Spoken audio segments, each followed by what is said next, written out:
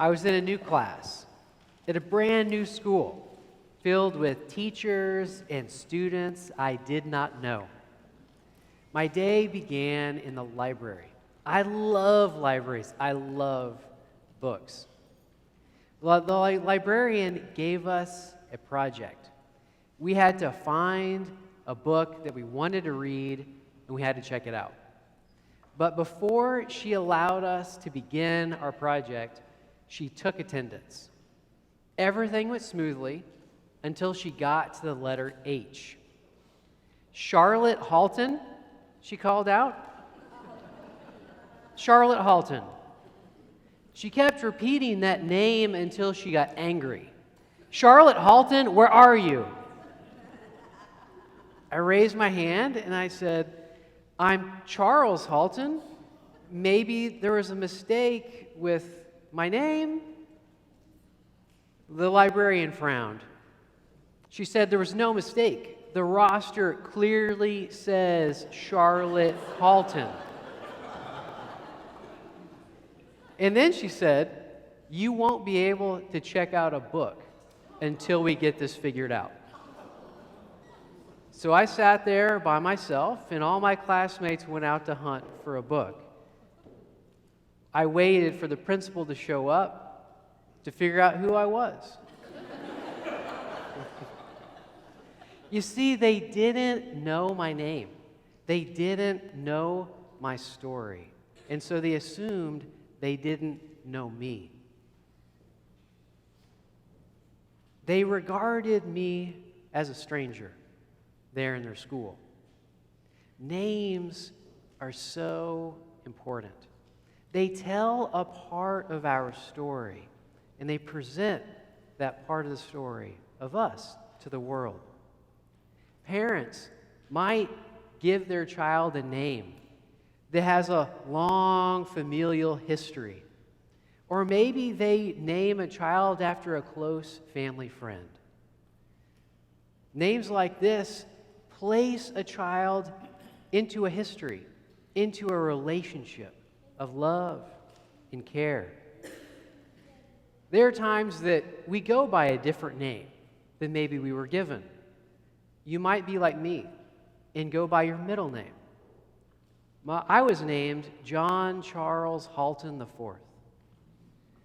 And even though I am deeply connected to my dad, my grandfather, and my great-grandfather, since I go by Charles, that shows that I'm my own individual.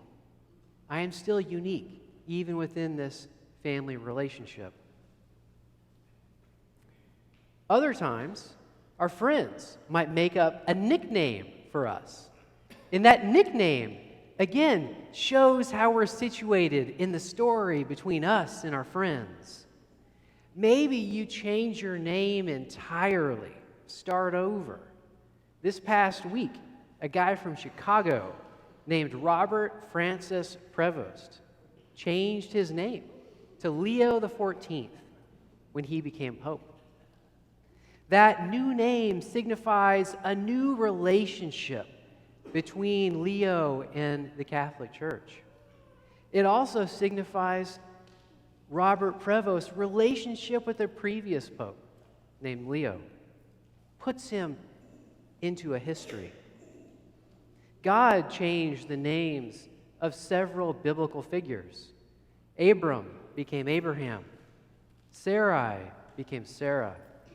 Jacob became Israel. This happened when pivotal moments in their relationship with God altered their trajectories of life.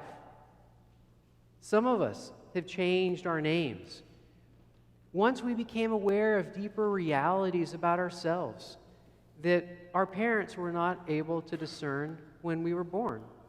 We corrected our stories, made them more true. Our names are important because when we're called by name, another person recognizes us.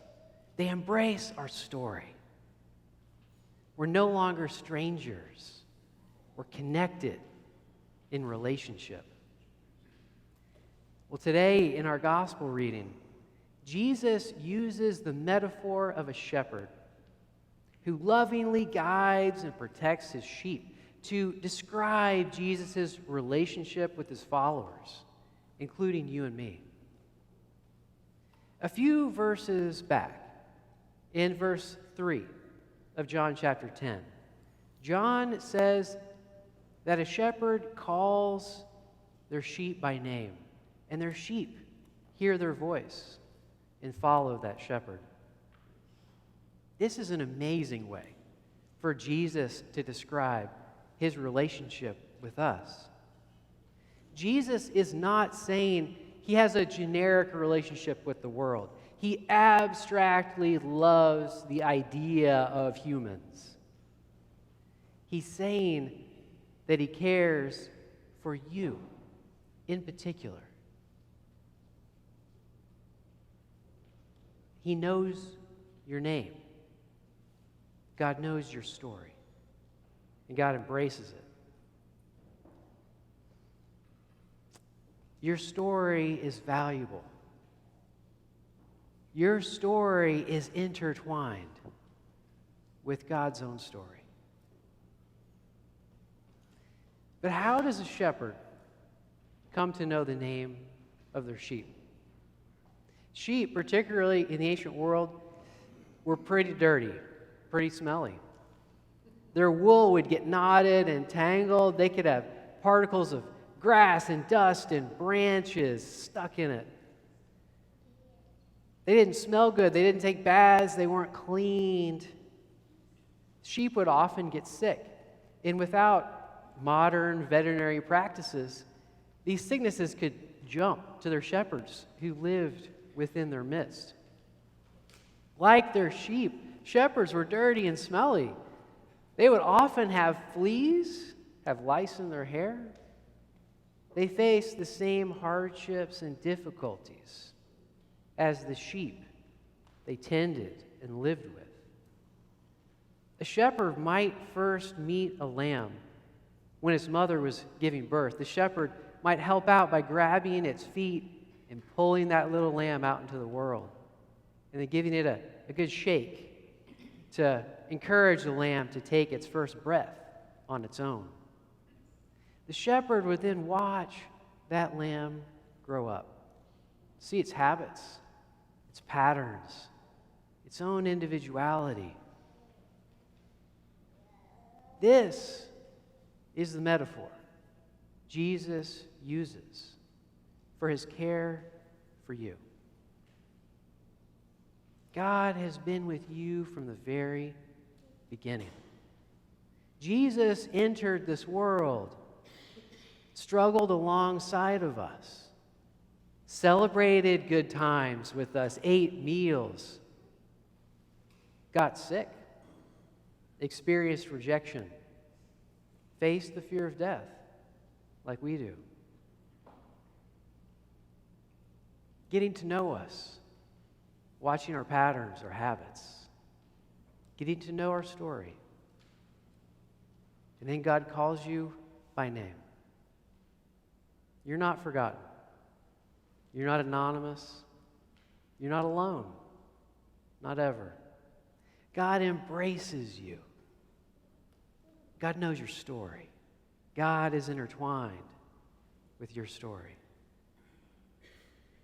And as our gospel reading reminds us this morning, no one can take that relationship away from you. No thing, no person. God is with us forever. This is what it means when Jesus says, I am the good shepherd, and I call my sheep by their name. So friends, how will you embrace that kind of love? And then, in turn, offer that kind of love to this world?